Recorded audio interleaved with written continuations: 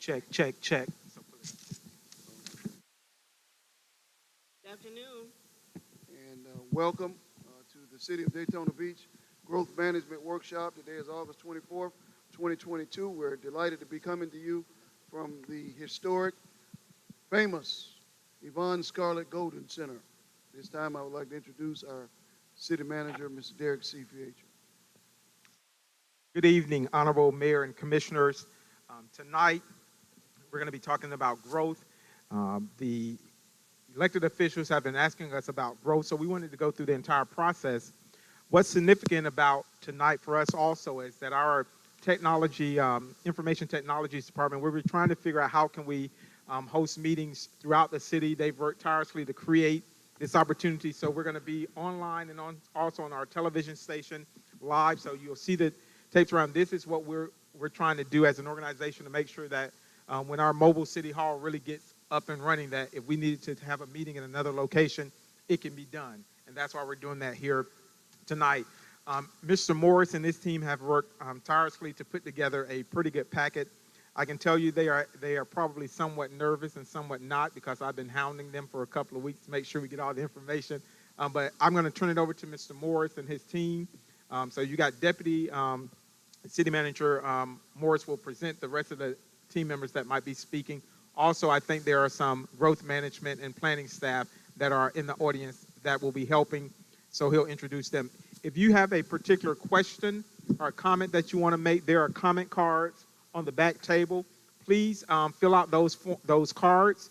And I think it's Lynette, she's back there. She will pick them up and bring them to staff, and we will try to answer them within the presentation. So if there's a citizen that has a comment or a question that may not come from our elected officials, please fill out that form, and Lynette will pick it up and bring it to Mr. Morris and the team, and someone will answer it during the presentation.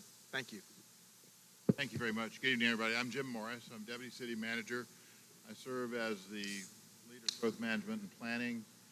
I have also practiced law here in land use matters for about 30 years. I'm very, very fortunate to be joined by staff members that I work with. Hannah Ward, immediately to my left, works with us as a planner. She also is someone that grew up in this area. Dennis Morozic is our planning director, and he does a great job, wonderful person to work with, great person to talk to. Andy Holmes, Assistant City Manager that handles water, sewer, public utilities, roads and streets. Really a guy that seems to know the answer to everything and is never upset by anything, as far as I can tell. So if he is ever upset, I've never known it to be true. And we thank you all for coming tonight. And I'm just going to talk a little bit about area history and just subject matter. So we're going to talk about land planning and regulations. First thing I'm going to say is, who needs it? And the answer to the question is, it all depends. It depends on your population, the available natural resources, quality or the beauty of your location, and the knowledge that you have. I think Florida is a place that shows early in our history, we had plenty of resources, plenty of room, plenty of everything. And we didn't have planning as people came here. Florida was a Spanish territory that became a United States territory, and really the growth of Florida began with it becoming an American territory as people migrated into Florida. And then in 1888, we actually had train service from Florida to New York. In 1895, the FEC Railway began to operate. But the point of it is, it brought people to this area, and people began to see Florida and understand it, all of Florida, not just this area, but this area too. We've been known for the world's most famous beach, and when you look at our beaches, I think you really probably could claim it as the most famous beach when you consider all the things that are named after Daytona. There's Rolex watches that are Rolex Daytonas. There's Ferrari cars that are Ferrari Daytonas. It's a famous place, made famous probably by racing more than the beach, but when you look at the beach itself, what a place it is. It runs north and south. We sit on a lagoon that we call the river. It also runs north and south. All the transportation that came to bring people to us, north and south. And I say that because for so many years we were a north-south community. But we were also a north-south community before Disney came in the early 70s. Orlando and our counties that are inboard to us became busy places, and began to have roads that connected east and west to bring those people to and from the beach. You had hurricane evacuation routes, which caused our roads to go east and west, and a lot of the transportation money that might have been spent for our community to serve ourselves really was spent to connect other people to come to our community.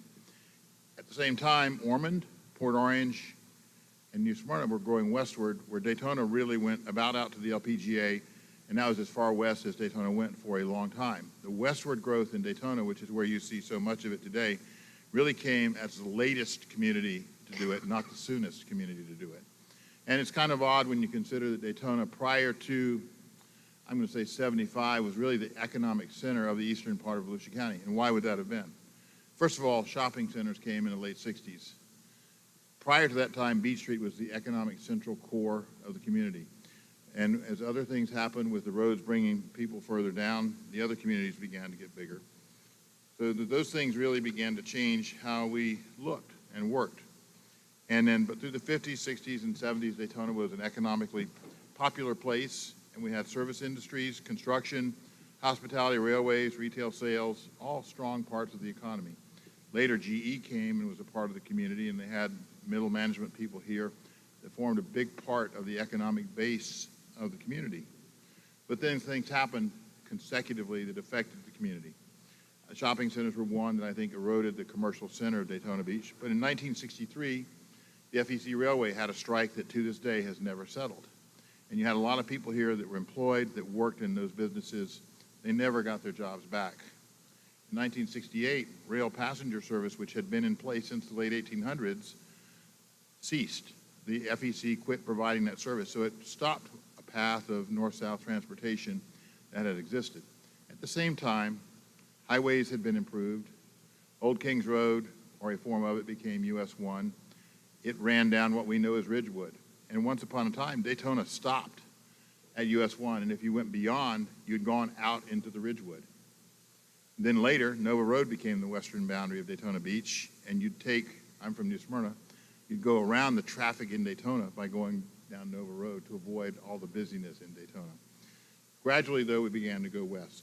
But then you had Disney World in 71. In 78, airlines were deregulated. That affected air service to Daytona and the population that would come to see us. Disney also drew that population away. And I think primarily our visitors were Southeast area visitors as well as Midwest, Indiana, Michigan, those kind of folks. I say that because I lifeguarded for about 5 years, and that's who you saw on the beach the most. But that all had an effect on our community and our economy. Then, in the state level, in the late 70s, Florida began to pass environmental laws, the Growth Management Act. The Florida population was growing. And when you look at the core of Daytona today, or even City Island, if you look at an old picture of City Island, you'll see how small the ballpark was. When Jackie Robinson played there, it was very little more than the sand for the ball field. It's probably 10 times that size now. That's from dredge and fill. It was legal to do that then. Trees weren't preserved, drainage wasn't an issue. You dumped it all in Nova Canal or wherever, and that's what happened. But with the rules that I just mentioned coming into play, planning and development and so on began to be something that needed to be planned for and regulated. As we have grown westward, and we surely have, we've grown westward with rules and regulations that have affected growth and the way that it's handled in a much different way than the way Daytona was originally developed. So we've heard questions and comments about clear cutting and also elevation, because you have clearing in part because it's necessary with the new FEMA rules to bring floors to a certain elevation to meet FEMA standards for flooding. Older houses in the community don't meet those standards if they were below the initial grade. But it's important from the city perspective that we maintain certification with FEMA so that everybody, new houses and old, have FEMA flood insurance, and you have the ability to have your properties insured. Dennis will show you later how we have managed to allow development to occur but still interlink environmental areas, wooded areas, and so on. So that's a part of what we've accomplished by doing those things. Excuse me.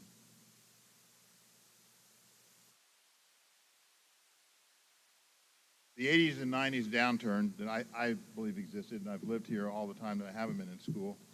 The decline in tourism, the loss of the GE folks, which went to Orlando when Martin Marietta merged with Lockheed, and then just the aging of hotel facilities. All those things are aging infrastructure. Meanwhile, in Florida, other parts were really growing rapidly. And it's important to us because we sit at the intersection of two interstates. All of us know that. But when you think about both the economic and population energy that exists in South Florida and Southwest Florida, I think of them almost as volcanoes. And the roads, 95 and I-4, are like the vents in a volcano, bringing that energy towards us. And the energy avoided Daytona for several reasons, I think. One being the county was one of the first places to enact impact fees, and they were county-wide. Other places didn't have that. So you saw Flagler grow quicker with Palm Coast and those developments, and Daytona Beach did. Orlando was feeding off Disney and the economic center that it was. And Daytona properties, particularly out by the interstate, were largely unused. At the same time, though, Consolidated, who had been a landholder here since World War II, began to look at how they managed their property, and they made it to be able to be ready to develop versus leaving it as forests and pastures and so on. And with that, with the growth Southwest and South Florida, everything pushing up the interstates, the thing that I always thought would happen has happened in Daytona, and that is an explosion in growth that has diversified the economy of this community and brought companies like B. Braun to basically use Daytona Beach for their worldwide headquarters. It's a German company, has very high pay, and it's a big operation that's going to become bigger and employ more people in Daytona Beach. Brown & Brown is a local company, but the only thing local about it is its origin. It's an international company owned by a man that was born here and his wife who's adopted this place, and they give this community as much energy as they can. They've brought lots and lots of well-paid employees that are diversified and educated. And I think what you have in this community today, Daytona Beach and Volusia County at large, is the opportunity that if you have children that are not yet employed, have the opportunity to be employed and stay here if they wish to be. The downside of that for some people is that the place is different now than it was when they came here. And I've lived here a long time, and I have what I call sometimes the I'm here now rule, which someone would say, I'm here now, nothing should change behind me, ignoring the fact that when they arrive, they actually made changes themselves. I think the place is a better place to be economically and every other way than it was when we were growing up. And I love growing up here, and I love being here, and that's why I'm here now. But what we've done, though, through planning, is that we've found a way to manage the new growth. And Dennis will offer you some comparative photos of the core of the city, which were really developed in an old school way, and the new places which are developed with modern standards. So I think that probably covers what I wanted to say about our history, because the east-west growth that we've had has been stimulated by growth to the west of us and the road system. And really, we kind of ran out of room from the standpoint of the lagoons and that sort of thing. So that concludes my comments in respect to that. Our next subject is comp plans. It gets a little drier, or maybe it gets better. It depends on your point of view. Florida mandated comprehensive planning, and it's had different evolutionary stages through statutes that have been passed. The big difference that came in Florida planning was when we had a provision called the consistency provision. And you'll hear people say, well, the plans are just old, dry things on the shelf. But the fact of the matter is today, as a matter of law, when you adopt land development regulations or when you approve a development, it must be consistent with the comprehensive plan. And there are standards for doing that, but when you look at the comprehensive plan, it really has two primary parts. One is the land use map, which is something we all can look at with colors and land uses designated. And the next is the comprehensive plan policies. Now, there's land use policies. There's also many other subparts of the plan that deal with streets, roads, water, sewer. I'm not going to go into those because they're really infrastructure systems, and you as a commission, the issues that you usually see are land use related. So it's either a land use map or a land use policy. And someone that comes before you with a rezoning request, whether it's for a PD or a simple zoning from R1 to R2, whatever the case might be, that their proposal is evaluated by staff and recommendations made to you based on consistency with the comprehensive plan. And as a matter of law, you're supposed to only adopt development orders, which is the rezoning, that are consistent with the comprehensive plan. And you might say, well, then how does anything get done? It can be done because someone has the opportunity, if they wish, to apply to amend the comprehensive plan as well as the zoning ordinance. And you've seen those too, where you pass a plan amendment, and an item or two later on the agenda, you will see the rezoning that accompanies the comprehensive plan amendment. But the fact is that the commission, when it enacts comprehensive plan amendments or documents, has legislative discretion. What that means is your discretion is very broad, and you have the opportunity to say whether or not you think a policy or a land use designation is appropriate based on a broader view that you may have of what's good or bad for the community. When the comp plan document is adopted, your discretion actually narrows when you come to a rezoning. The rezoning actually becomes a quasi-judicial proceeding.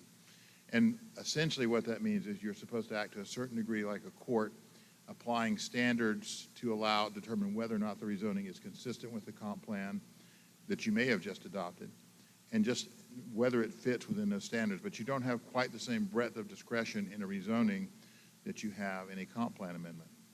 Likewise, if you have someone come in, the property zone residential, or let's make it commercial, and you're really not too happy that it's a commercial proposal that they have, that their application is consistent with the comp plan, you really have to examine that rezoning from the standpoint of whether it fits in the comp plan, and from a quasi-judicial perspective, should you adopt that amendment. So the discretion changed a little bit, and you're acting in two capacities depending upon whether it's an amendment where you are a legislative body, amendment to the plan, or it's a rezoning where you're a quasi-judicial body. Even though it's the same people, you have different legal positions when that goes through. The other thing that is a part of the comp plan that's so important is a concurrency provision. And concurrency is effectively meant to say that you're proposing a development. We know it has certain demand for water, sewer, traffic, recreation, different things. And you look at concurrency to see whether or not there are supplies concurrently available to meet the demands from that particular development. The greatest and most significant thing that you've seen in concurrency is proportionate share agreements that have been paid to the county and to the city to accomplish road improvements that will be helpful to the community and impact the traffic, or rather mitigate the traffic that comes from that particular development. In the case of the Williamson extension from LPGA towards State Road 40, the majority of that money was county, but it was generated by developments within Daytona Beach. $14 million was assembled from developments in that area, and the county expended that money pursuant to its agreement with the city to expand Williamson and make it a 4-lane road and make it a safer road. It's also a belt road on the western side of our city. Buc-ee's, on the other hand, paid for improvements, spent roughly $4 million to make an interchange improvements and so on to associate with their traffic. Minto has built a portion of a thoroughfare road to connect to State Road 40, which will give us a parallel road to 95 west of 95. And that's important if there's trouble on 95 and those sort of things. So development, not only in roads, but in other things, is caused to pay its way. And the impression that the city is spending general fund money to pay for those developments, if people have that impression, and I've been told some do, is a misimpression. That isn't the case. As a commission, with the planning policies that you have and the evaluation that you receive, it's our job to bring something to you that you're not expending general fund money to accomplish someone else's development plan. They have to pay for it themselves. I think I've really covered the comp plan and rezoning. I know Dennis has got a number of comments that he would like to make, and I'll take a seat, and we can certainly answer questions at the end, or mayor and commission members, if you have questions in between, we will certainly take your questions as they come up. Thank you. Thanks, Jim. Dennis Mrozek, Planning Director with the City of Daytona Beach. Anybody recognize that picture? That was taken by Louis Garcia last year. It is the new city park that's over there, just adjacent to LPGA, south of Tournament. You'll see the city park right up front. LPGA development is over on the left-hand side. That's Perfect Drive. You can kind of see the golf course a little bit further back. Over on the right-hand side, you see Bayberry, and then behind that, Mosaic. So you see a lot of the development that's occurring out in that area. I just thought that was a fantastic picture. I wanted to get that up there. In 2014, Florida passed New York as the third most populous state in the country. Let's see if I can get this to work. There you go. People have been making Florida their home for quite a long time. They love Florida, and we just don't see it slowing down anytime soon. We've got a lot of people moving to Florida. These are headlines that I pulled within the past couple of weeks.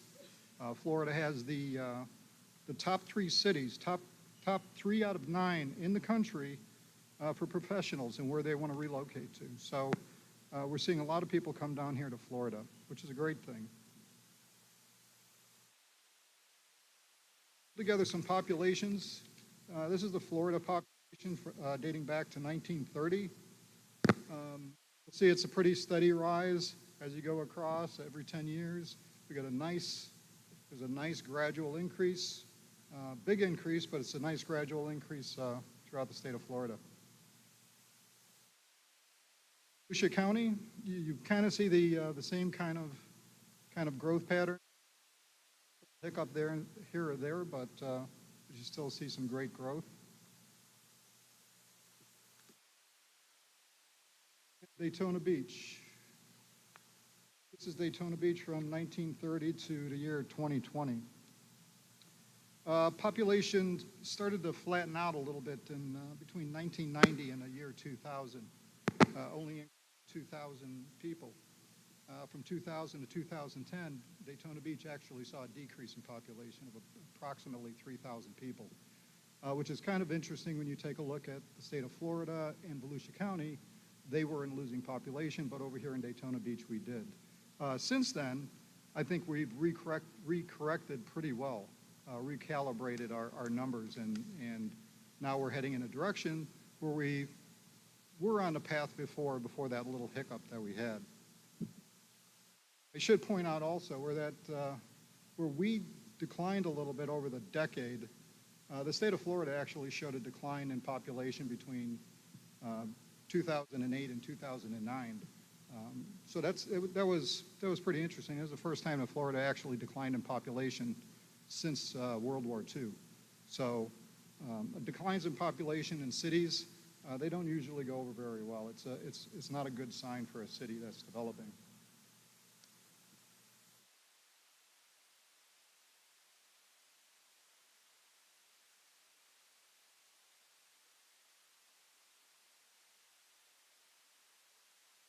There you go. Thank you. All right, so I wanted to provide a couple of planning terms. I know we use a lot of different planning terms when we speak, and I just wanted to clarify what some of them meant and what it actually looks like with those planning terms. When we look at density, density is always a measurement of residential intensity. So density is a ratio, so it's the units per acre is really what it works out to. We've got zoning designations. Some of the lower ones, level 1 residential would allow 8 dwelling units an acre, level 2 would allow up to 20, level 3 would allow up to 40 dwelling units an acre. The picture you see there, that's the framework multifamily. That's over on Beach Street. That was approved with 110 dwelling units an acre. That is probably the most dwelling units we have approved in one location here in the city of Daytona Beach, and it is absolutely appropriate for that location. We have a nice, dense piece of property. We've got people who are going to be living there. They're going to be walking to the downtown area. They're going to be taking advantage of the park. They're going to be able to walk to work. It's a concentration of people we're bringing into the downtown area that will just help build the downtown area. So things like this are exciting. When we look at other densities, typically you look at the other side of the city, LPGA, where we see some multifamily developments. You're usually looking around 20 dwelling units an acre for a typical multifamily development. That's usually what we're seeing. The cottages, if you're all familiar with the cottages, are kind of single units. They almost look like single family. That density is approximately 9 dwelling units an acre. So even less than what you might find with a multifamily. Although we call it multifamily, it is less density associated with that. And then another one I wanted to bring up, the INA group development that was approved recently by the City Commission. This is the one that's near the water treatment facility, near the stadium. Dunn Avenue will be going through it. That development was approved with 344 units. They had a density of 1.5 dwelling units an acre. They were able to preserve and conserve a great deal of the property they had because they were able to cluster a lot of the development that they had on that site. So that's a great project for that location. So while density measures residential intensity, area ratio measures non-residential density. You'll hear all the time we'll talk about a maximum floor area ratio of 1.0, 2.0, 3.0.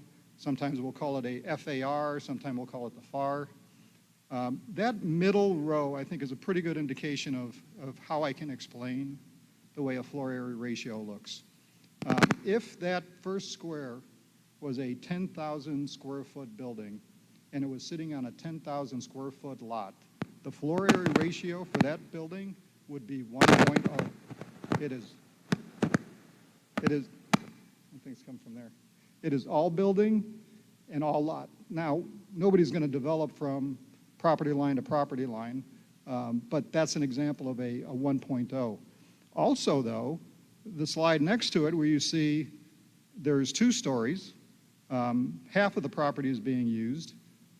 Each story, if the lot were 10,000 square feet, if each story were 5,000 square feet, that also would have a floor area ratio of 1.0. So they're going up, but they're using less space. The final one, the 4-story, also that is a floor area ratio of 1.0. So when you think about floor area ratio, you can think if they go up, they can use some of that floor area ratio, which is good because it helps protect the area that they're developing. We're always looking how to protect the environmental area with the built environment that we have. Okay, as planners, we recognize the 10 accepted principles that define the smart growth. This is reflected in what we do at work, but it's also reflected in our land development code. We have a lot of these. Most of these are in our land development code in one way or another. I just want to kind of run through a couple of those real quick. We look for, and I should say, we try to use all of these. There's some projects you just can't use all of these techniques. Some projects are just too small. But one of the things we try to do is if we have multiple small projects in the same area, we make that almost act as if it's a larger development, and we try to use all of these principles around that. So mix of land uses, that's always important. The easiest way to explain that is if we're in a 2-square block area, and in that block area, I got a place to live, I got a place to work, I got a place to go to school, I got a place to shop, got a place to go to the park. I'm staying in that area. That's where I'm going to be spending most of my time. It's going to put less people on the road. They don't have to travel down the road to go to the grocery store. They don't have to travel down the road to go to the store or to the school. They stay right there in their area, and that's good for the community because it keeps people tight. The next one, take advantage of compact building design. Again, just as I was talking with INA, the closer we get these buildings together, the higher we can go with these buildings, the more of the environmental area we can protect and save, and that's always important. Creating a range of housing opportunities and choices. Always good to have a mix of housing types. You want to have single-family homes, duplex. You want to have different sizes. You want to have your multifamily. You want to have accessory dwelling units, something that we just recently added. So we want to have a good mix of these types of buildings, these types of residential units. We want to create walkable neighborhoods. This is especially important in Florida. Florida was kind of designed late in the game, and it was really designed to the automobile. So you're going to find a lot of places that don't have sidewalks. I think the city right now is doing a very good job of going back in areas where sidewalks weren't installed, and we're going back and we're installing those sidewalks now. This allows an additional mode of transportation to get people back and forth safely, and that's really important. Fostering distinctive, attractive communities with a strong sense of place. We've got design standards in our land development code. We follow those design standards. This helps lift the design we have of our building, and it does bring some pride to the community. Preserve open spaces, farmland, that's more for rural areas, natural beauty, and critical environmental areas. This is about respecting the natural environment while still developing in the built environment. This is something we do on a regular basis. The first thing you do is you take a look at the natural environment and how can we build or what can be done to have a development in this place. Just a few more. Strengthen and direct development towards existing communities. We look toward infill development. We also have requirements for established urban service boundaries. So we're kind of limited on how far we can go out. As a city, we really are kind of limited. And I'm going to do a couple of slides later on that's going to show you a little bit of that. Provide a variety of transportation choices. VOTRAN controls the buses, and there's only so much we can do. But what we can do is when we have a development come in, we make sure they have a bus stop there. If they have a bus stop there, then it gives them the opportunity to use that bus stop. Also sidewalks and bikes. We want to be able to this multimodal, allow different opportunities for people to walk someplace where maybe you don't have those opportunities to walk now. And then, let's see, make development decisions that are predictable, fair, and cost-effective. This is done with a strong land development code. Our comprehensive plan and our strong land development code. When somebody comes in here and they want to develop, that's the rule book. They look at the rule book and they say, this is what I have to do. And We say, yep, as long as you follow those rules, this is what you're going to be able to do. Encourage community stakeholders, collaboration, and development decisions. With the new land development code, we brought in neighborhood meetings. We didn't used to do these neighborhood meetings. This is something we brought in. Get into the neighborhood, talk to the community, see what it is they like. Let's put that into the plan. Let's mix things up a little bit and see how we can make them happy. Just recently, we changed our land development code to require notices for public hearings at the planning board. Before, it wasn't a requirement. Now we're putting it out there. The public is invited to come to those planning board meetings, and they are invited to speak. The planning board listens to them. Planning board is a very active group. They love talking. They love talking to the residents. They love talking to each other. They love talking to developers and to staff. So come on out there, and the planning board will be more than happy to talk to you. So speaking of the planning board, I want to talk about some of the roles of the planning board real quickly. You know, planning board is not only necessary for resident involvement, and in residents, I mean the planning board members are residents. They are members of the community who are looking at these projects coming in. They're taking staff's advice or staff's questions, and they're saying, okay, is this right for the community? They're the first stop. Well, I should say second stop. Staff would be the first stop, but they're the stop right before it gets to the city commission. So they're doing a lot of work and a lot of questions asking why. Why is this like this? How come we didn't do this? Things they like, things they don't like. And there's a good conversations that go back and forth with the planning board.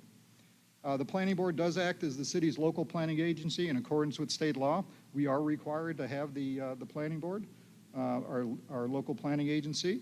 They assume responsibility for compliance with the city's comprehensive plan. Everything we do has to be in compliance with the comprehensive plan. They review site plans that are greater than 20,000 square feet for approval. So whenever we have a site plan that comes in, it goes to the planning board. They look at the project, and we have discussions about it, and they do the approval. Something, you know, it's kind of a spot. If they meet all of their code requirements, you can't really say no, but what kind of conversation happens after that is, well, I didn't like this part of it.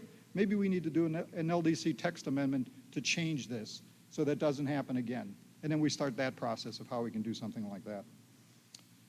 Make recommendations to the city commission. They are an advisory board, so they do make recommendations to the city commissions on applications for development permits, including text amendments, comprehensive plan amendments, zoning, PDs, preliminary plats, and public, semi-public, and special uses. The public, again, is always encouraged to go to the planning board, and they can have they have an opportunity to speak at the planning board. So if they have something to say, if you like the project, I would encourage you to come on out. Typically, if you don't like the project, is usually when we see people coming out, but if you do like the project, I encourage people to come on out and say that as well, because then we can have more of those projects come in the city. You know, I'm going to stop here. I'm going to bring Hannah in. Hannah's our senior planner. Hannah's going to review the application, the TRT application review process. So she's going to step in and she's going to awe you with what she can do.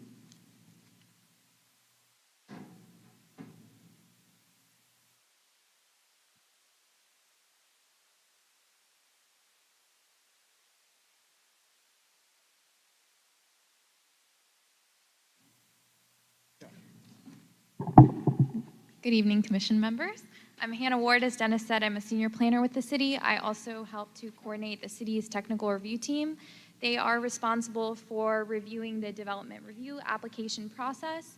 The technical review team is made up of 16 members of city staff. They represent multiple different departments throughout the city, and they are responsible for reviewing the following categories.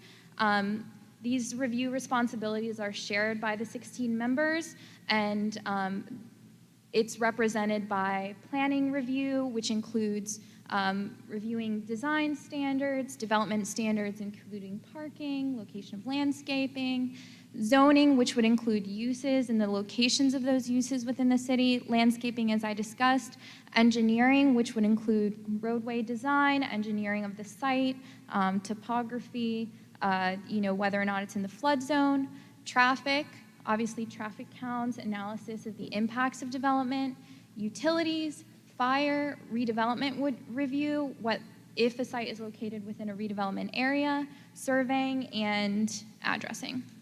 So this is a kind of a flow chart of the major components of the development review application process and how the technical review team gets involved.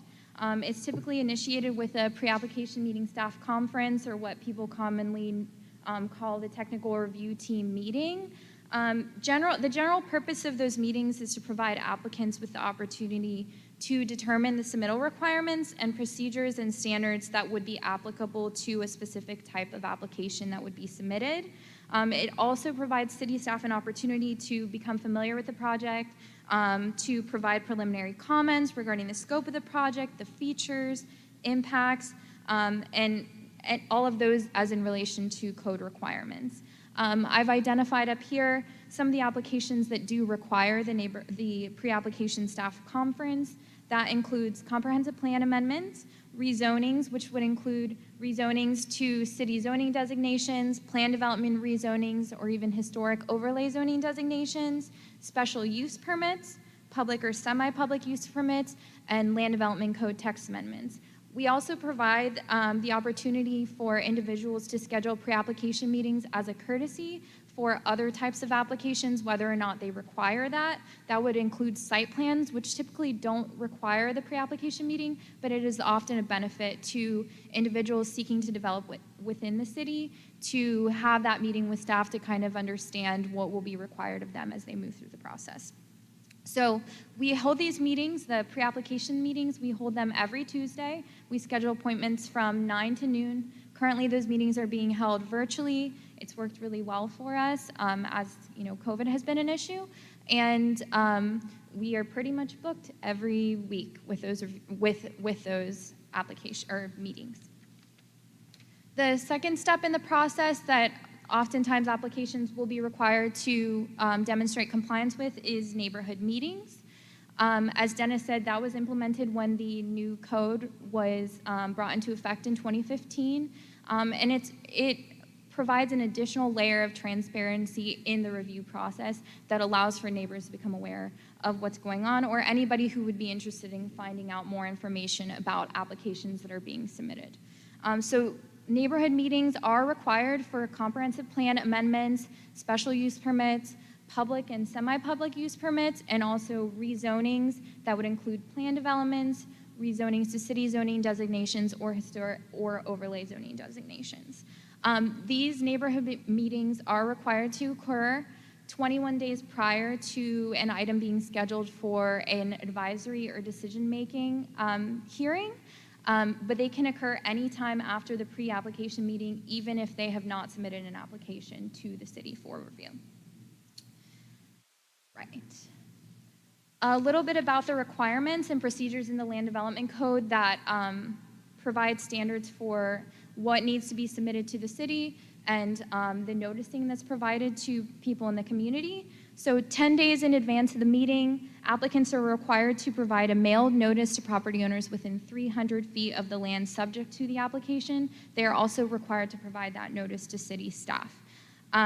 These are all requirements I wanted to point out that are required to be fulfilled by the applicant, and that information is summarized and provided to city staff in advance of their scheduled hearings to make sure that they've met the requirements. They're also required to do a posted notice of the meeting 10 days advance of the meeting. I provide an example of the sign that they're required to post, and they're required to post that notice on any of the right-of-ways abutting the property, and that notice is required to be visible from the right-of-ways abutting that property. Then the applicant is also required to hold the meeting in a location that is convenient and accessible to neighbors residing in close proximity to the site subject to the application, and it's required to be scheduled at 6 p.m. on a weekday to provide neighbors or anybody from the public who's interested in the application the opportunity to come hear the discussion. As I said before, a summary of the neighborhood meeting is required to be provided to city staff, and that information is typically included in the staff reports that are provided to the advisory board as well as the decision-making boards. The next step in the process is the application submittal and acceptance. I just wanted to be clear that Sometimes we have applicants go through the pre-application staff conference, maybe sometimes they'll even have their neighborhood meeting, but they won't proceed to doing the actual application submittal and acceptance. These are all kind of steps in the process of one leads to the next. So with regard to the application submittal, once we receive those applications, they are placed in a review cycle. We have a review cycle that begins every Thursday at noon, so applications submitted by that time get placed into a review cycle, and that kind of initiates the staff review of the project. So within 5 business days of us receiving the application, we're required to review it to make sure all of the documents that are necessary for review have been provided, all the associated fees, and the formatting of the application is correct. Once we've been able to review that for completeness and determine that it can proceed to the staff review, then that kind of initiates the cycle where the technical review team gets involved. If the application is incomplete for missing documents or missing formatting or application fees, the applicant is also provided that information either via email or phone call and notified so that they can provide us the complete information to initiate that process.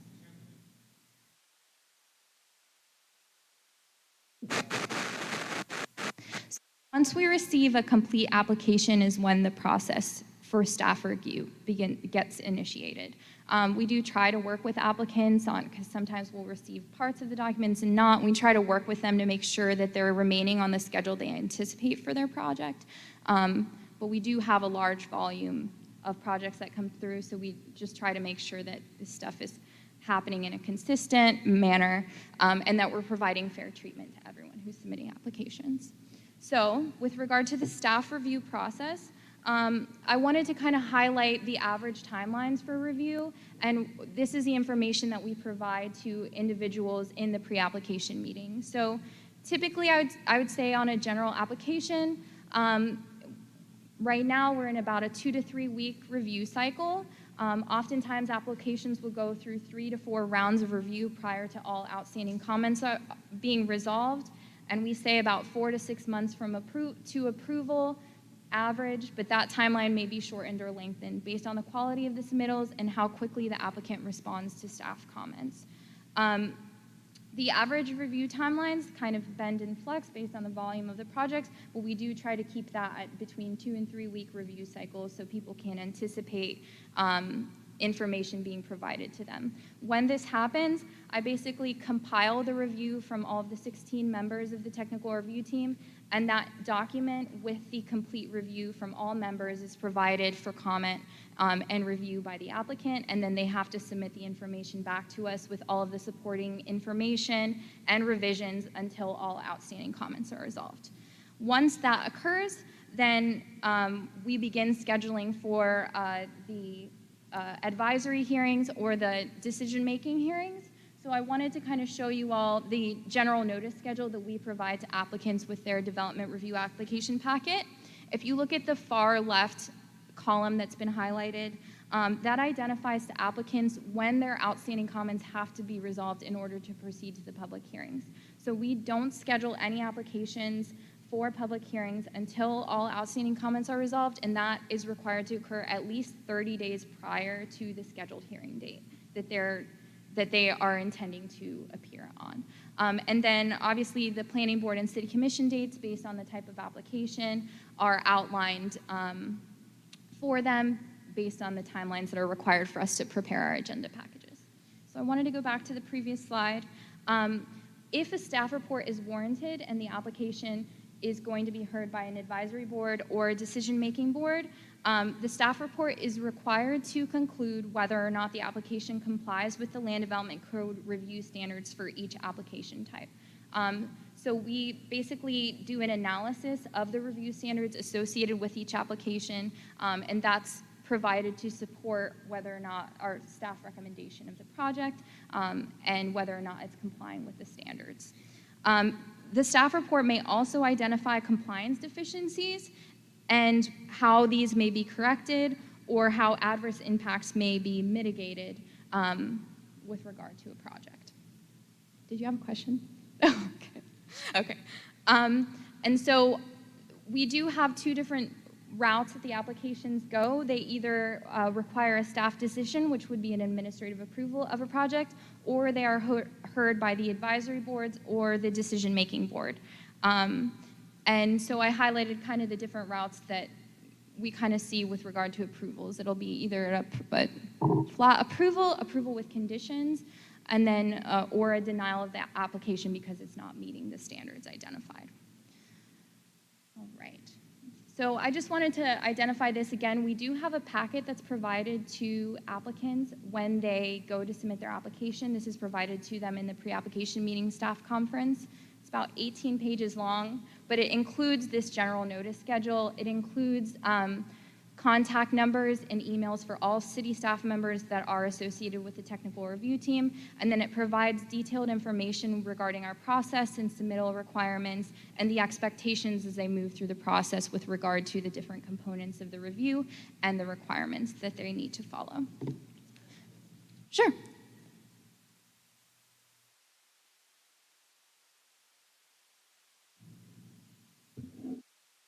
Testing. If an applicant is denied, what's the process? Do they have to start over, or they need to go back and do what they should have done? So there is an appeal process in our land development code. So they do have the opportunity to appeal based on what the application is being denied for. And the land development code identifies different reviewing bodies that would then review the appeal process. Let me just clarify one thing. There are several types of decisions, such as variances, for which there are no appeal. There's a general provision in Section 3.3 of the Land Development Code that does contain a restriction on reapplication within a 6-month period after denial, and that would extend to after appeal is upheld, unless the application changes significantly or the facts change significantly. And I actually haven't dealt with too many appeals.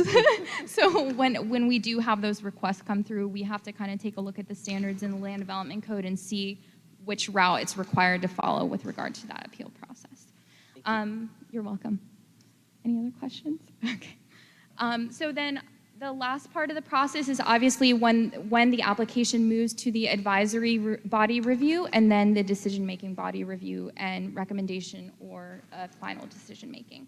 So I just kind of wanted to highlight, I put a table up here to highlight some of the more common applications and how those are reviewed. So for example, rezonings, they're required to be heard by an advisory body. So if that's located within a redevelopment area or for, say, a historic overlay zoning designation, the advisory body, kind of the flow of that would be, they would need to be heard by the historic board, then the redevelopment board associated with that redevelopment area, then the planning board, then the city commission.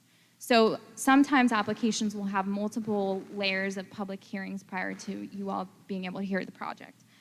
So I kind of just wanted to simplify that table for you all to kind of show the more common applications and how those are heard. With regard to site plans, anything under 20,000 square feet would be an administrative approval of a site plan. Anything exceeding 20,000 square feet is heard by the planning board for approval. If it's in a redevelopment area, it's heard by the redevelopment board for approval. Any industrial development adjacent to residential areas exceeding 20,000 square feet would also be required to be heard by the planning board or the redevelopment board for that area. And then if an industrial development exceeds 20,000 square feet, but it is not located adjacent to any residential, that is a staff approval of that type of project. And this concludes my presentation, but if you all have any questions, I'm here to answer anything. You're welcome. Okay. Yeah, so if anybody has any questions as I do this, just stop me and we can kind of go over that. All right, so fire. There you go. How's that? Better? Okay. So traffic is heavy. Traffic is terrible today. It's unbelievable. Traffic is light today. All subjective. You know, something that's heavy in traffic for one person may not necessarily be heavy in traffic for another person. You know, I'm from Chicago. I first moved down to Florida. I was like, it's not so bad. Yeah, then after a while, you know, you kind of get into it and you're like, okay, maybe it is. It can be a little bit bad.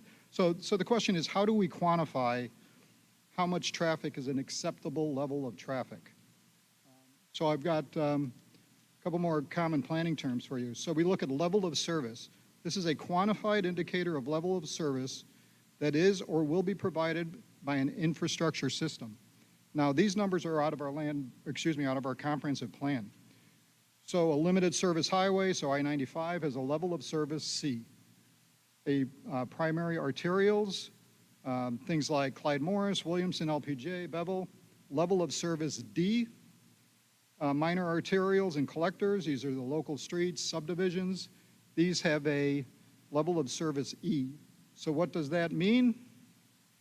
I've got this little chart here to give you an idea. The higher the number, the further you get into the alphabet. Okay, good. Thank you. The further you get into the alphabet, the more heavy the traffic is.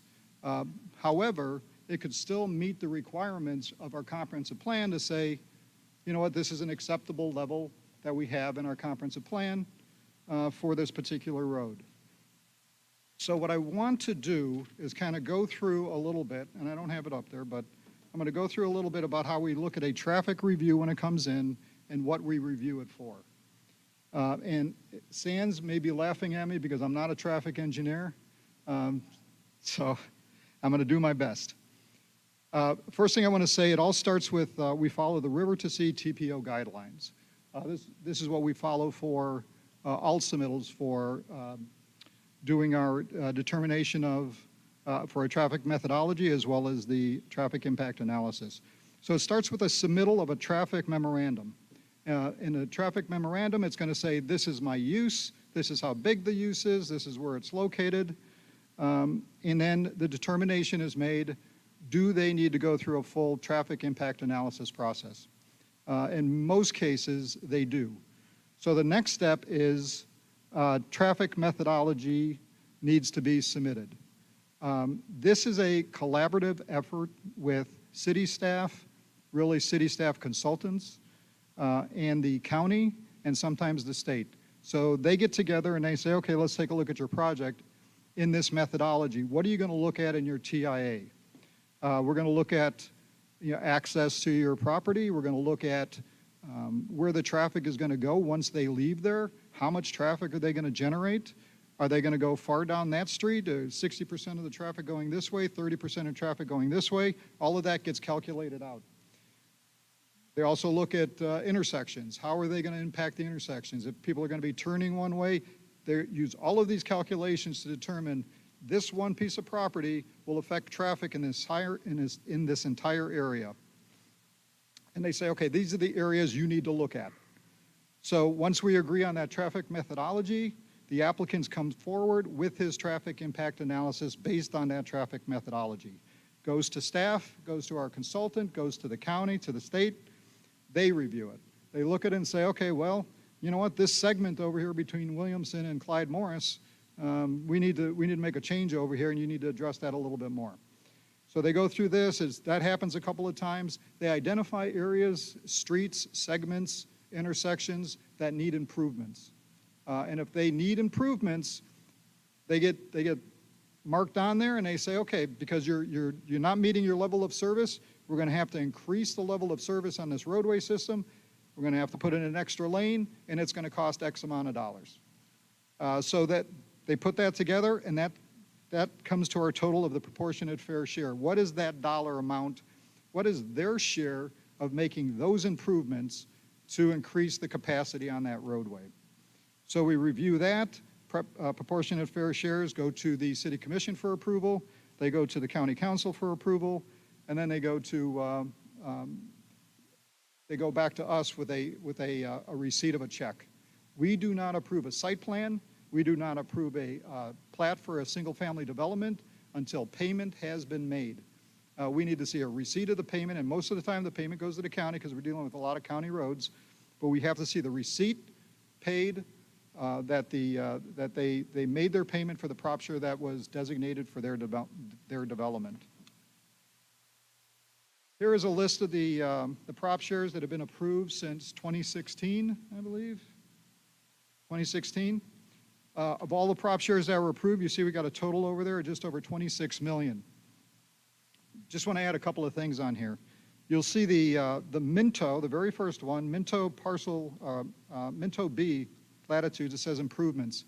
In lieu of paying the proportionate fair share, they actually constructed all of the improvements, the street improvements that were going to be necessary for them to reach to have the capacity that they needed on that roadway system. They did those improvements. And I can't recall what that was, the number was. I'm going to guess at that time maybe it was about 4 or 5 million, maybe a little bit more. So that's not in that 26 million. The other one is Buc-ee's. Buc-ee's decided that they're not going to do the prop share, they were going to do the improvements. When you saw the widening of the overpass from the 2 to 3 lanes, that was all Buc-ee's making those improvements. When you saw the turn lanes over at Williamson, that was Buc-ee's making those improvements. They improved it, everything from the west side of 95 from those off-ramps all the way up to Williamson Road. They were making the improvements on the street to meet the capacity requirements for their development. They even had to extend lanes on, excuse me, on 95, on the off-ramps. They extended those lanes because they knew that they were going to be providing additional traffic. So that was those were the prop share numbers. Now, there's things that staff can do, and we do them on a regular basis. Just building a road is one thing, and that's a great thing to get a road built. But there are other things that we can do as staff, and we have in our land development code ways that we can help mitigate some of the traffic impacts. Well, first thing we do is we work closely with the county. We have the county staff sit in our TRT meetings. We work with them on a regular basis. We have a great relationship with them. And so that really helps us move these processes along. We require cross-access between adjoining developments. This is important because it stops cars from going onto the road to get to the property next to it. I always say my biggest pet peeve that we have in this city, and we almost had a chance to fix it and we didn't, was between Dick's Sporting Goods and Big Lots. If you're over at Dick's Sporting Goods, you got to go out onto ISB, you got to make a left, you got to go back to Williamson, you got to turn around, you got to come in to get to the lot next door. The way development like this should occur, it should all be done internally. If it's done internally, you're not putting any of those cars out onto the road. Limit the number of access points on the street. When you limit the number of access points, you allow traffic to flow freer. I think you'll find us if you drive down Mason, there's people turning all the time. You get behind somebody, he's making a turn. As you're waiting for him to make a turn, somebody else pulls in front of him, he slows down, he makes a turn.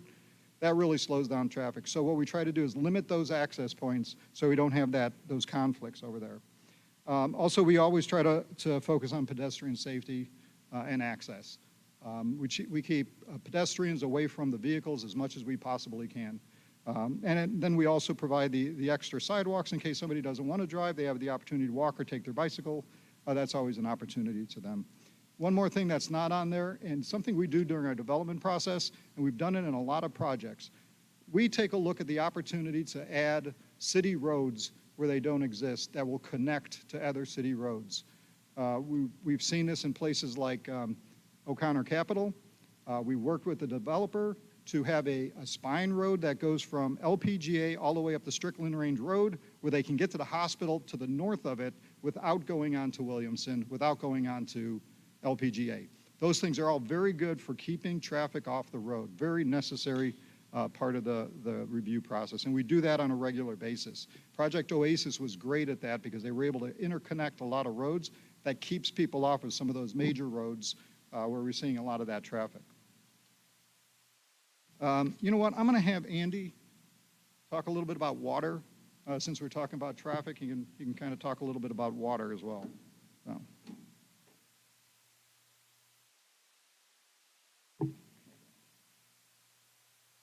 Thanks, Dennis. I'm Andy Holmes, Assistant City Manager, and I want to talk to you a little bit about water and sewer. This will be quick. I know it's a fascinating subject for us engineers, but I recognize that it might not be as fascinating for you, so I'm going to give you the highlights. When a development comes in, any kind of a development project comes in to TRT, the process that Hannah talked about, one of the things that we ask for is sewer and water demand, and they have to justify that, so we have to know the use and the size of the use and the intensity. And then we can verify the sewer and water demand. Once we have that information, we do a capacity evaluation of our system in the area and our treatment. Once that's done, and Daytona Beach enjoys a healthy cushion of capacity, we try to maintain 3 to 5 years of capacity ahead so that we don't get in a bind with not having enough capacity in either our water or sewer system. But at building permit, when they come in for the building permit and pay the impact fees for water and sewer, then that capacity is reserved for that development, but not until. As Dennis said about traffic, it's reserved when the fee is paid, but not until the fee is paid. As I said, we have a healthy cushion of capacity in Daytona Beach, about 3 to 5 years, and we work very hard to maintain and increase that capacity as necessary. The projects to increase that take a long time. They're very expensive, so we have to start those projects 3 to 5 years ahead of time at least, and so we do that. There's 3 kinds of capacities that we have to maintain. I'll just mention this. It's kind of interesting to me. The regulatory capacity, which is you hear us talk about the CUP when we talk about projects. That's a consumptive use permit.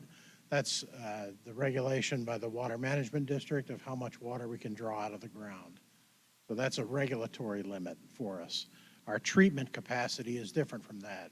Our treatment capacity right now for water is about 24 million gallons a day. Our CUP, or our permitted withdrawal, is 16 million gallons a day. And so we're actually in the early stages right now of beginning to increase that consumptive use permit level so that we can maintain that comfortable 3 to 5 year cushion against upcoming development. So, and then the last type of capacity is in our distribution system for water or our collection system for sewer. Make sure we have enough of the right size pipes in the ground in the right places to distribute the water that we treat and to collect the sewage that is produced as a result. Be happy to take any questions from you at any time.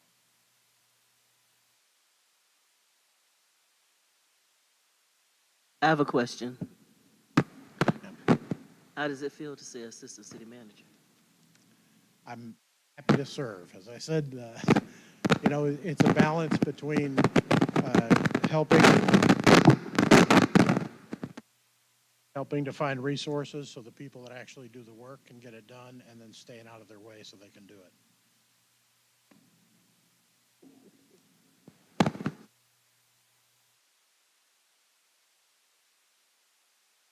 Okay. I wanted to talk briefly about tree preservation. Tree preservation and open space in some of our land development code requirements. At least 15% of a development site is required to be occupied by trees. It's a minimum requirement occupied by trees. Minimum preservation of existing tree canopy. So we've got those minimums. There are minimum tree specimen tree preservation requirements. Specimen trees are trees that are 12 inches or greater. We have to review that when we review landscape plans and surveys. And then, of course, the preservation of all historic trees, any live oaks or bald cypress that are over 36 inches in DBH, those require a city commission for approval. So if any of those come down, they're going to come before you. Unless they're damaged and we get something from an arborist saying that they're damaged or dangerous, they'll be coming to the city commission for approval to remove. I wanted to do this. I had somebody come up to me and they were talking about clear cutting, and somebody had made a comment about Minto, Mosaic. This is Latitudes, and they made a comment about clear cutting out there at the development site. This is probably about a year old, so there's still some development going on over there. But if you take a look at that, you're going to see all of the development that's occurring out there. And a lot of people do see that. They'll see that development. But what I wanted to do is show you the area that wasn't being developed. Now, I took just kind of the half of the property instead of doing the whole thing, just to give you an example of what we're looking at. So what you're going to see is the areas that are actually treed areas that have been protected. They're large groupings of trees, which is the best way to do this. That's what you want to do. You don't want to save a tree here, a tree there. You want to save a large grouping of trees because it creates a better habitat for the environment. So here's an example of how they actually use the scalpel to kind of put the development in and still protect the trees that were already out there. So that's a really good example. How good of an example is it? So this is their numbers. Take a look on the bottom there. This is out of 1,500 acres, 435 are conservation area and open space. That's a large area that's being set aside as open space and conservation area. So nearly a third of the property. So that's it's pretty impressive. And this is the way we plan now. When you take a look at maybe some of the old Daytona Beach, these planning techniques weren't in place. They were just clearing things down and they were putting in houses and streets. When we plan now, we take a look at what the actual environment is and how we can put a built environment with the natural environment and make it all work together. This has been going on for a while. For years we've been doing this. Yeah, so we don't clear cut. That's not a thing. If you see a property that has 0 trees, typically it probably didn't have trees on there before, or the trees were just so damaged that they had to come down. And then there's replacement tree requirements that they still have to meet minimum when they put them back, that they have to have a minimum number of trees. I want to get into a little bit of construction, and I'm going to kind of fly through a couple things. I've got this from P&L. They wanted to show us how many single-family, multifamily, and commercial buildings that they have been approving, COing over the past few years. Single-family in 2019, 567, 2020, 543, and I had a good year last year, very busy, 736, and they're probably on pace to do at least 736 again this year or something maybe a little bit greater than that.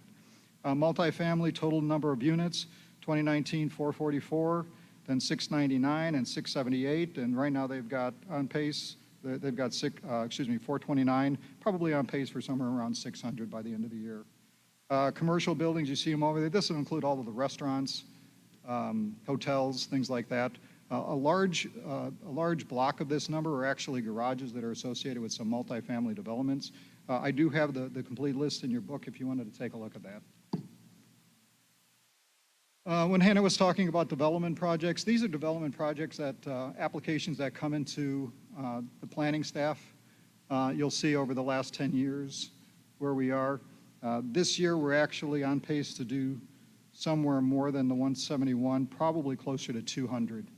And then I kind of broke it down also, site plan, platting, or rezoning, and comp plan. See site plan's kind of tailed off a little bit. Rezoning up and down, and quite a few comprehensive plans. I should point out, not every application that comes into the planning department gets approved. There's a lot of time where it won't make it out of the staff for whatever reason, or the applicant will withdraw it. And so these are the applications that all come in. What ends up on the other side might be a little bit different. Now, the last growth management meeting we had, we were doing all of the development that was west of 95. You got a question? Sure. Approximately how many applications do you turn down in a year, say? We don't. How many you get turned in? Yeah, we don't turn down any applications. Somebody wants to make an application to the city, everybody is entitled to submit an application. What we'll do is when we get the application in, we're going to review it for the merits of the application. So we'll go through it, and as Hannah was talking, we'll make a bunch of comments. If it's a poor application, there's going to be a lot of comments on there. You're not meeting this code requirement, that code requirement. This is not consistent with the comprehensive plan, and we provide them the list.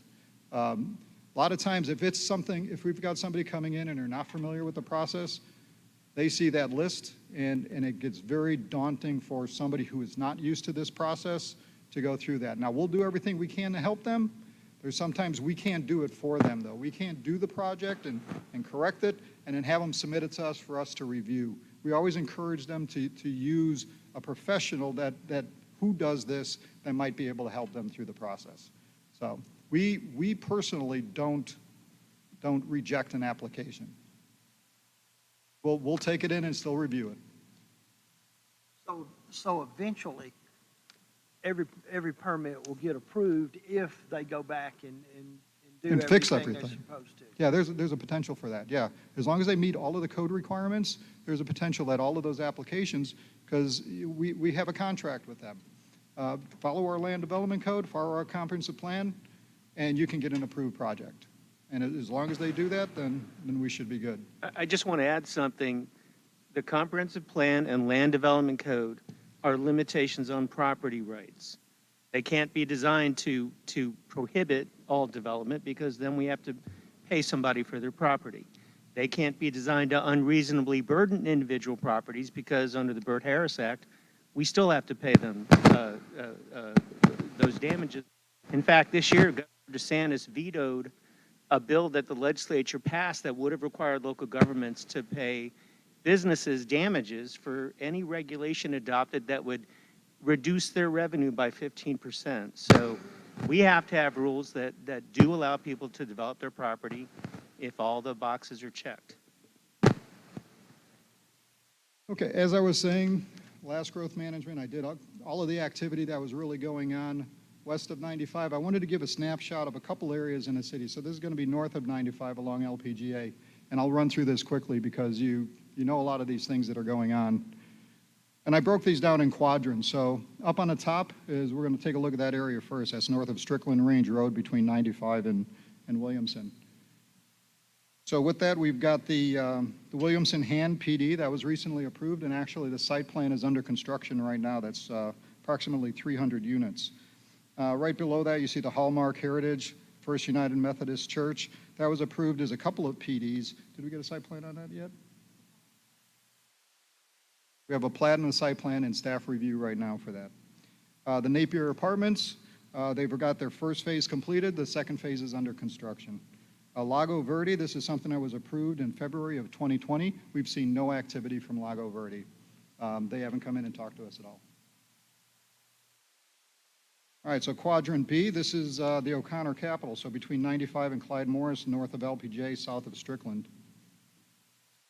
So we got the O'Connor Capitol really is kind of like the C all the way around the building. It's 214 acres. We just platted that, went through the platting process, but there's a lot of uses that could be permitted over there. This is the development that we worked with the developer to have a road that goes along 95 to get to the north. That's very important for traffic in that area. That's where the cottages is located. Cottages are complete or nearly complete now. Daytona VA is under construction. Hopefully they'll be done within the next year and a half. And then you see the Buc-ee's PD right there in the corner. And right now we have an application in right next to the Buc-ee's for a car wash. Okay, next quadrant. Yeah.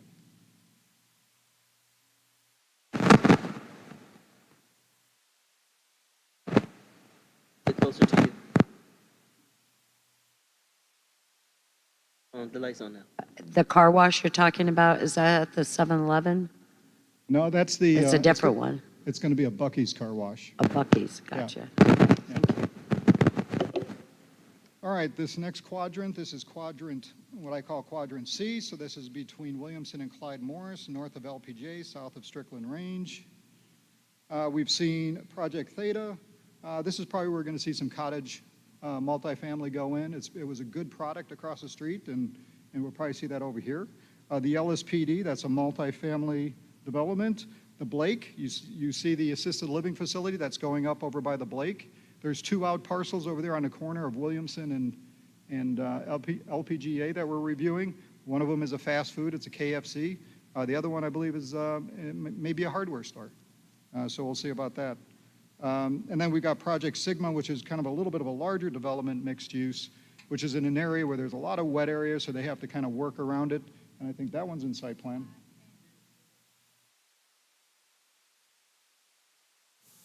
At the corner of Blake, there's two out parcels. On the corner out parcel, we're reviewing a KFC, a drive-through KFC. And then right next to that, did the application come in for that? We're expecting an application to come in soon for a small hardware store at that location. Let's see. So this is the Blake? Yeah, so I'll go to the next one. All right, so the next quadrant.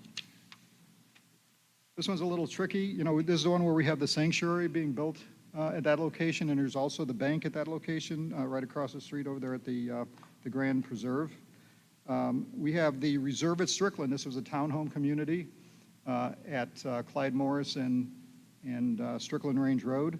All of the infrastructure in place. I haven't seen anything start to go vertical yet, but that should be a matter of time since they already have the infrastructure in place. And then we have Project Epsilon, which will probably be another multifamily development that we're in the process of reviewing right now. So, next quadrant.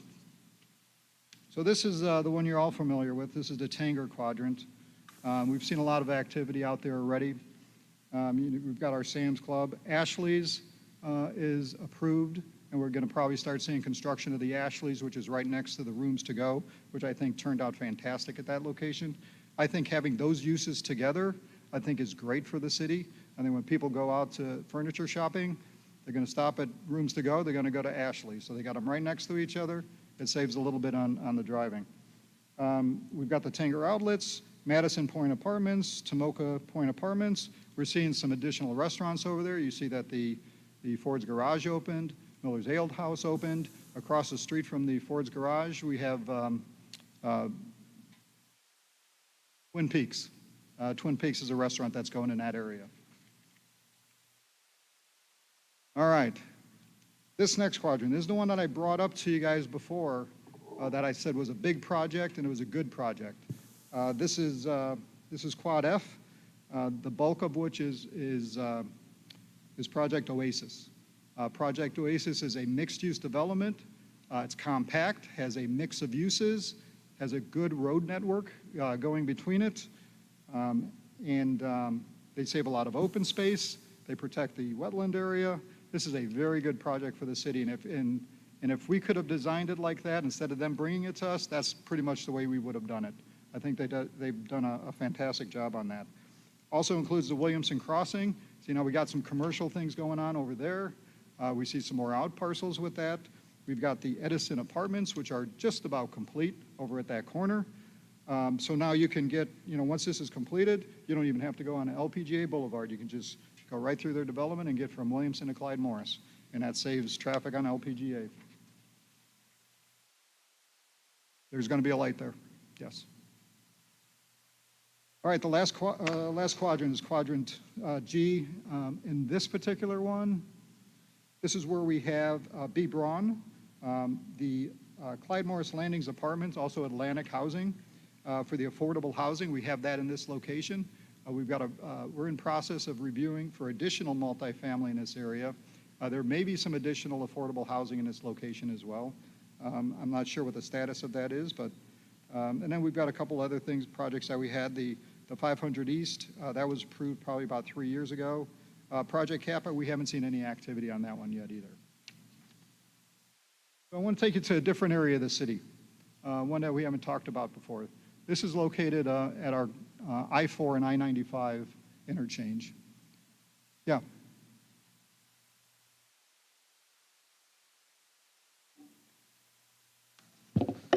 It's on, stop.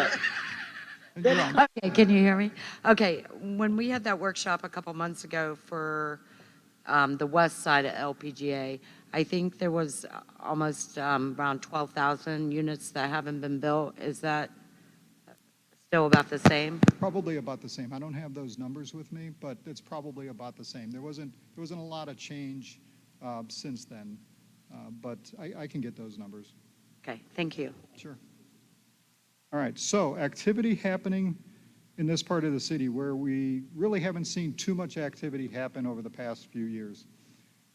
First one, this is Hillwood. This is the Amazon. This got a lot of attention. This was approved. We just recently approved at the City Commission the rezoning and the land use. Amazon is going up. If you haven't driven by there, it's a 5-story, 2.8 million square feet of warehouse distribution at that location. The next one, Walker's Green. This is a project that was approved probably about 2 or 3 years ago by the City Commission. This is a 391-acre development with 589 units. That gives a density of 1.5 dwelling units an acre. A very low density in this area. So it doesn't, it's something that could have pumped a lot of houses in there, but It's a very limited type of residential development. Another project that was approved, this was done in July of 2022. You recall this was an ILF at one time, and they came back and they converted that to multifamily. They increased the units to 500. So we haven't seen any activity on them yet, submitting anything for a site plan. That would be their next step, is to come in for a site plan application. So a couple other projects that are in process right now. This is Karis. This is a cold storage, so it's similar in the uses that you see with the Hillwood. You're going to have some warehouse distribution. They connect up at the same point. What we'd like to have is a light right over there, and we'd like to see all of the traffic that's coming from Hillwood and coming from the Karis property go to that light and go to where they need to go then. And maybe it takes some of that traffic off of Bevel if possible. So that would be a good opportunity for something like that to happen. Yes.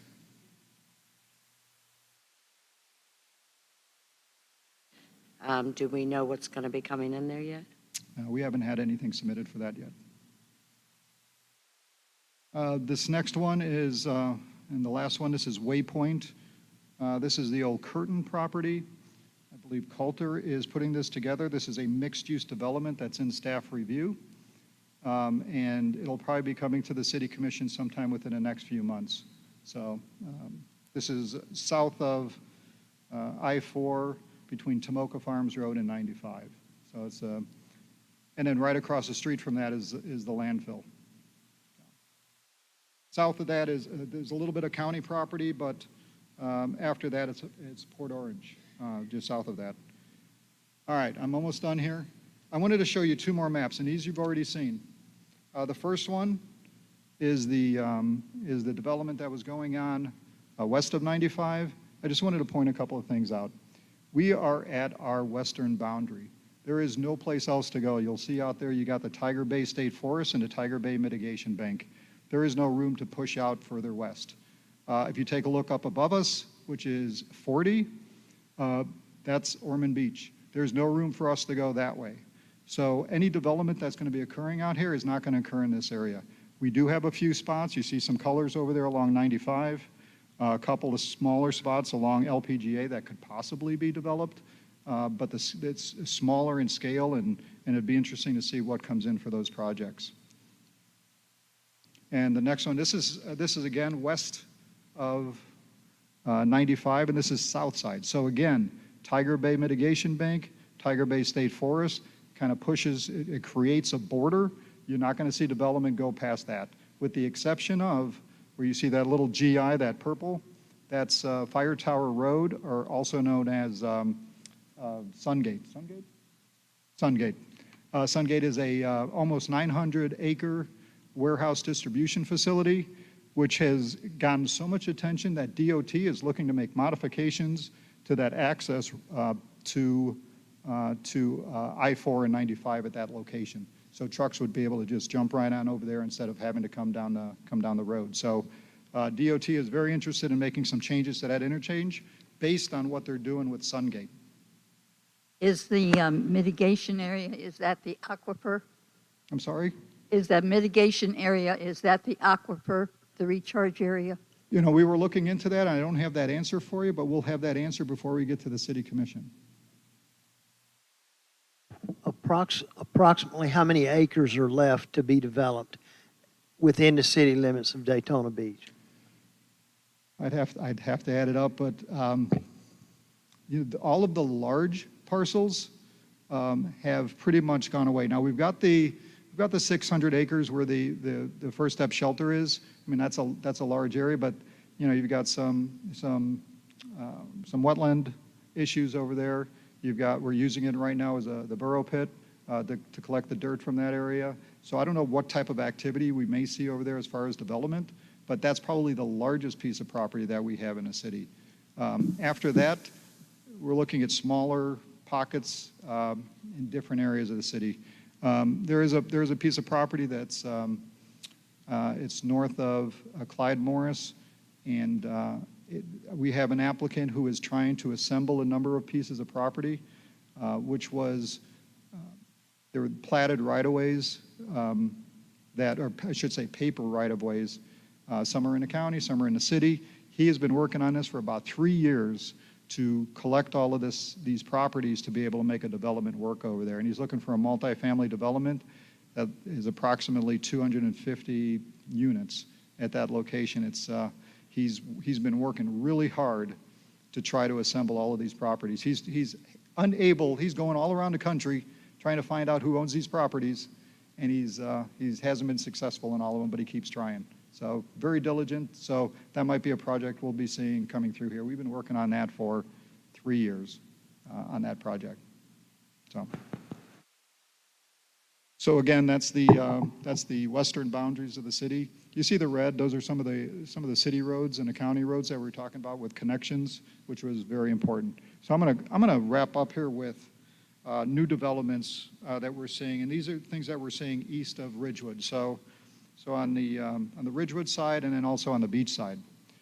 Brown & Brown headquarters, that was approved in 2018. The Framework multifamily, which I showed you the density there, that was approved in 2022. Project Delta mixed use, that's right over here, right up the street. Excuse me, I'm thinking I had City Hall. That was approved in 2019. Burgoyne, that was approved 2021. That's a mixed use development. Beaches ISB, which is just kind of a cool place. That if you haven't been there, it's a neat place to go to. That was approved in 2021. The Marriott Renaissance Hotel was approved in 2018. They're still working on it. The garage is completed. They're still working on the renovations to the hotel. Once that's done, that's going to be a fantastic piece of property out there. The Silver Hills multifamily. This is an apartment complex that was approved, 60 dwelling units an acre, right on the beach. You usually don't see that. And then we had a smaller project, 613 North Halifax, which was a multifamily project that was approved in 2020. We've got some infill developments that are kind of big projects. We've got the Costco, which is going into One Daytona. That's a big project. We're looking at how the traffic is going to be working all through One Daytona.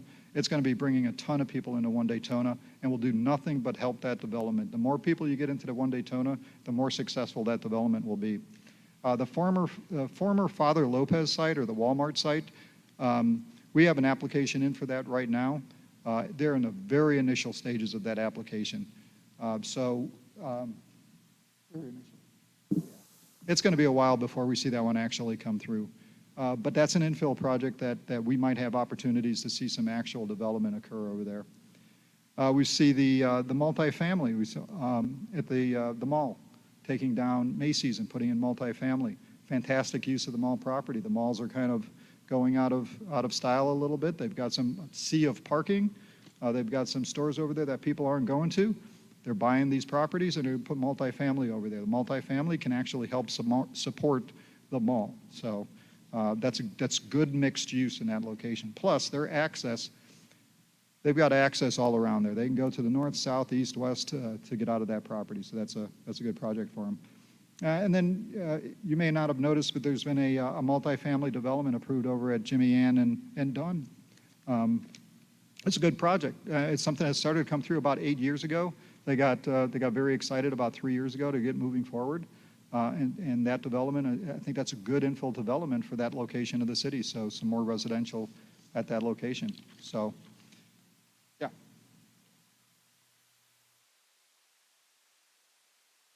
Fine. Testing 1, 2, 3. What about the area over where Home Depot is? A lot of stores left that area to go out to Tanger Outlet. Yeah. Anything coming over there? Yeah, it's pretty exciting. And I saw in the newspaper, we've had some TRT meetings. We've got one restaurant that's actually two. World of Beer is looking to take over one of the spaces where the old rooms to go is. They were going to be talking about taking that down, and they were going to be putting up a drive-through chicken place, and I can't remember what the name of it is, but it's similar to a Chick-fil-A type place. And I saw a couple of new tenants that were going to be going into the shopping center. So where these things were vacant before, you're going to see more of these things come on. Now, also, when the Costco does come in, that is going to do nothing but help all of the businesses that are along ISB. The Best Buy Center, where Skip's Boots is, once Costco goes in place, what I'm trying to have them do is do a cross connection between those two developments so we can get some of those people from Costco into that shopping center and that shopping center into Costco. We bring those back and forth. Somebody stops, they spend some money. It's good for business in Daytona Beach. So, have another question too.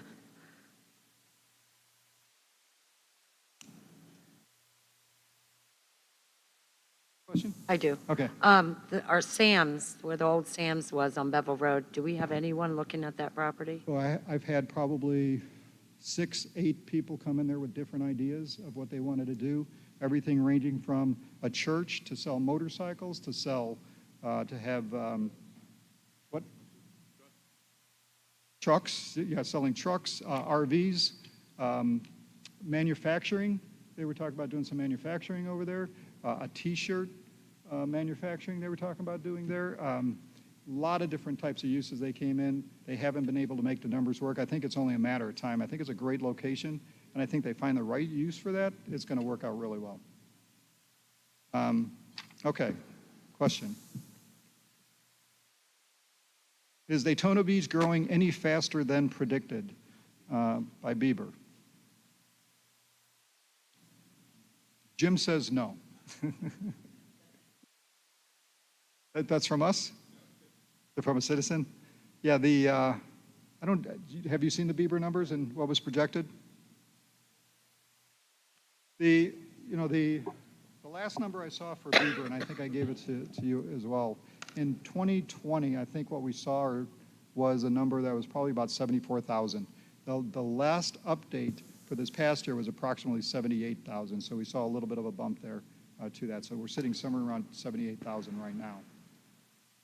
The thing I might add to that, Dennis and I looked at those numbers at 78. I thought, given what we've seen, that it might be a little bit low, but that's the Bieber projection. It matters to us for allocation of resources.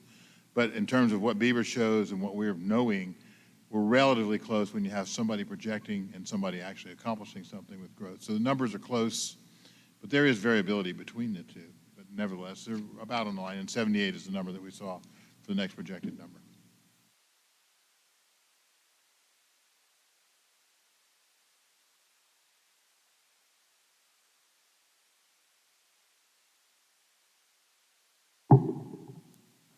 Good evening again. I've got 2 questions.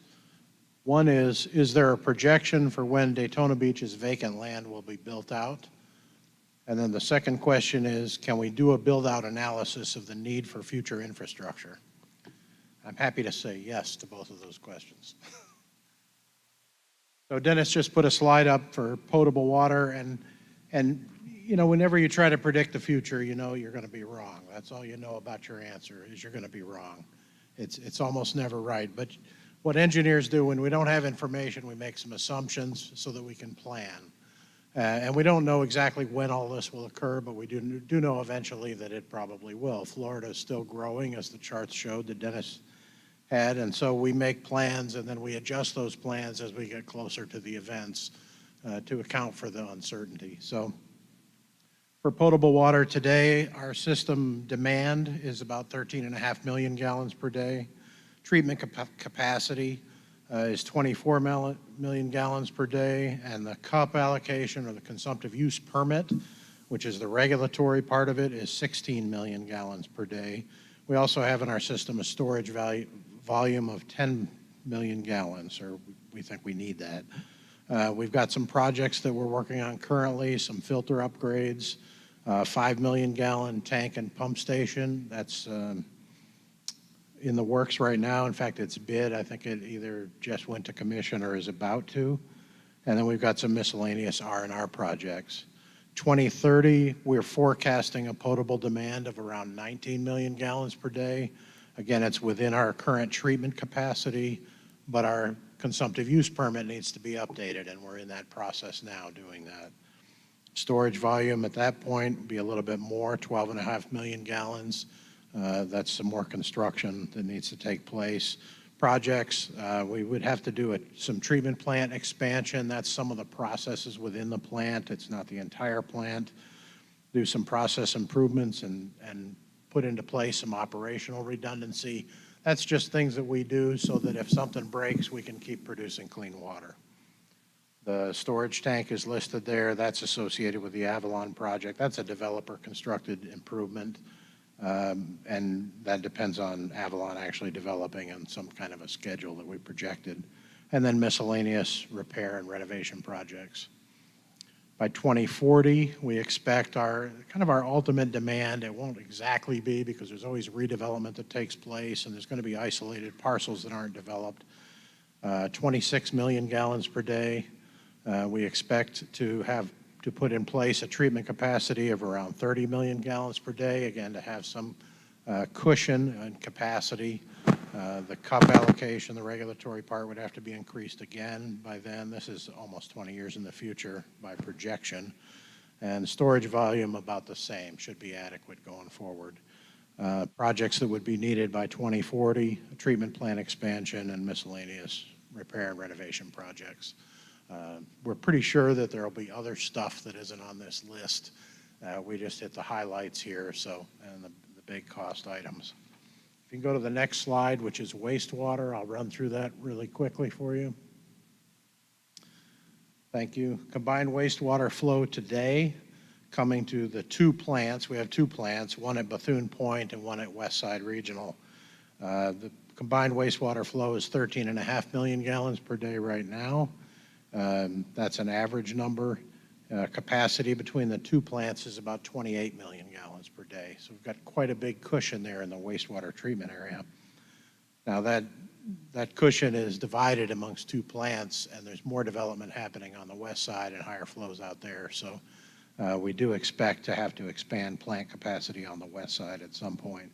Projects that we're working on right now are an influent pump station and headworks at the west side plant, some process improvements and operational redundancy, again, to account for if something breaks, we can still treat our wastewater and discharge it in accordance with our permits, and miscellaneous R&R.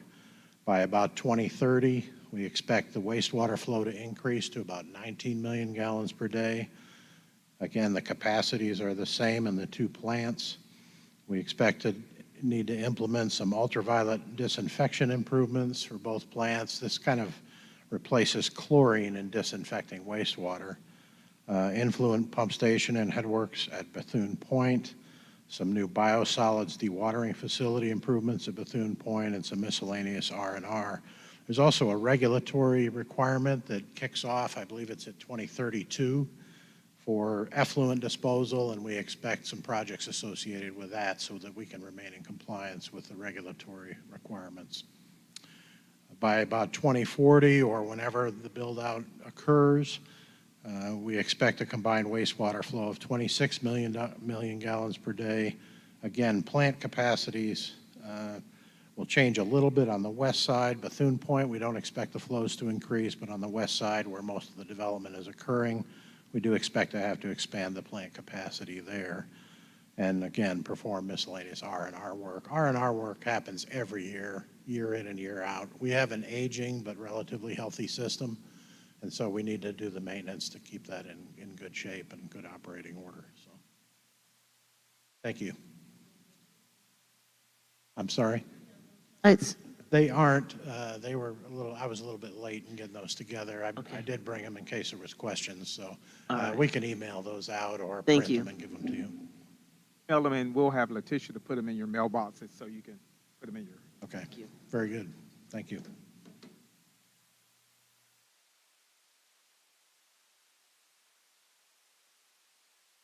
I just want to make one point as well. As planners, we don't usually deal with the water that the utilities department deals with, but we always look for opportunities of what can we do to be able to help with water and conservation of water. Hannah's going to be attending a conference next month. It's a conference to learn how we can maybe change our land development code, make some changes that'll reduce water needs in certain parts of the city. It could be requiring some xeriscape on the landscaping. So maybe on the east side of the city where we use potable water to do the landscaping, if we had opportunities there for some xeriscaping, then we'd be able to save some water. But there's some other ideas. She's going to be working with the utility department, what it is that their focus is, how we can maybe change the land development code to assist in bringing down some of that water need. So, all I have. All right. Thank you. Thank you. Are there any questions, additional questions for staff? Thank you, staff, for the presentation. There are some additional items within the book that if you want to talk with staff later, just contact my office and we'll coordinate with you. But I think this has been very informative, the work that they've done. So I'll turn it over to our acting mayor at this time, Commissioner Mayor Reed. Thank you, City Manager Fiecher. My question is, where do we go from here? We've received all this information now, so what's next? Anybody? Okay, you're not prepared to answer that question at this time. There you go. Your light's on, Dennis.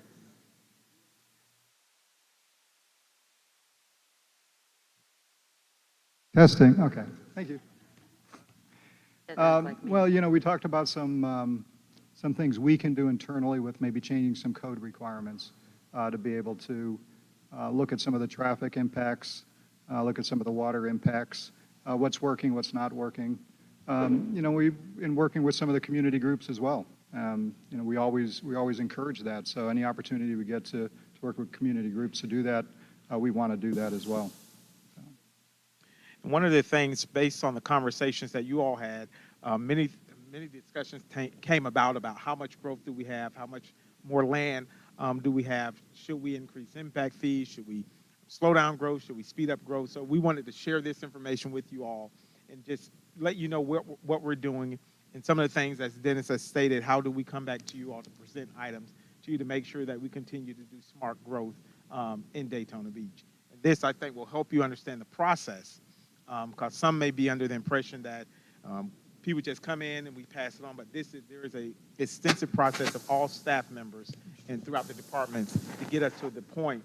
You may see periodically if we don't agree with something, that applicant still has the right to bring it to the elected official. So you may see something that may say in the future, this is at the pleasure of the commission.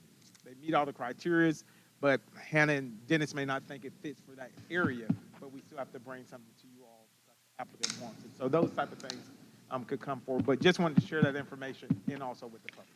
All right. Colleagues, are there any other questions at this time? Commissioner Reed, if you would, please. I think there's one other thing that we do, if I may, just future steps. When you see us reaching our western boundary and you see the things that are happening that are all new, the places that are left to redevelop and consolidate and do things are really coming back toward town. I compared almost as if you had water in a bucket and the wave slashes up against the wall, it bounces back.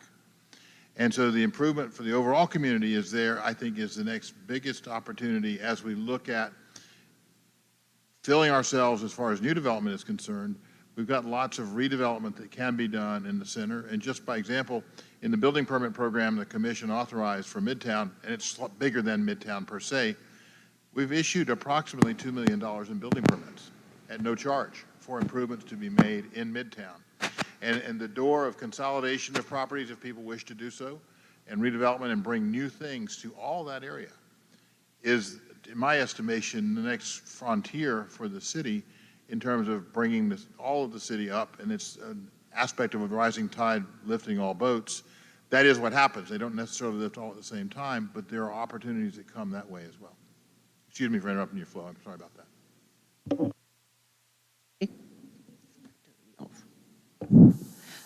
What type of permits are going through in the Midtown area? You said 2 million. How much? What is it exactly? There are all sorts of building permits. It's different building permits for the work that people are doing. It's a wide assortment. I haven't got a breakdown other than the value. The value of the permits is associated with the value of the work. And so we're not charging for those, but we've kept track of the value in terms of if people were paying for permits. So it's a $2 million permit value. The permits wouldn't cost that much. It's, of course, a fraction of the expense. But it's a wide variety of things. Plus, there are grants, which the commission asked questions. You in particular, Commissioner May, wanted to know why grant money wasn't being used. And before Mr. Chisholm left, it was concluded that eliminating the grant, the matching part of the grant, would make it much more likely that people would use the money. And in fact, that's what's occurred. Mr. Morris, when is that deadline on the current waivers? The waiver? Mm-hmm. It actually, I think, is coming near due, but Mr. Fiecher and I had a written conversation about continuing the program, and the direction Mr. Fiecher had given is to continue the program, which is what I've directed P&L to do. You right now in the same area? Yes, ma'am. Okay.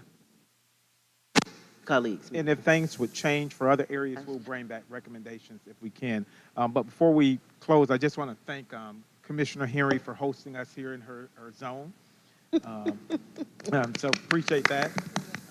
And the staff here at the new name of Parks and Recreation, thank them for setting up, as well as Letitia and her team and the information systems for setting up our first real out of the area workshop meeting with all of their new devices. Thank you. And I would like to say something since we don't have a commission meeting till September. TPO had a presentation regarding Mason Avenue. It runs through my zone, your zone, Strickland zone, and they are having a meeting August 30th, next Tuesday, between 7 o'clock at Midtown Culture Center. I would like to encourage your residents to go out there and give input. I don't feel like they've neglected this area for a long time. I mean, I've lived here over 40 years. I have not seen any changes. And I do have some appointments set up with our state representative as well. And I just think we need to encourage them more to put more money in this project. It's between 5:30 and 7 at Midtown Culture Center. So encourage your residents in Zone 5. Thank you.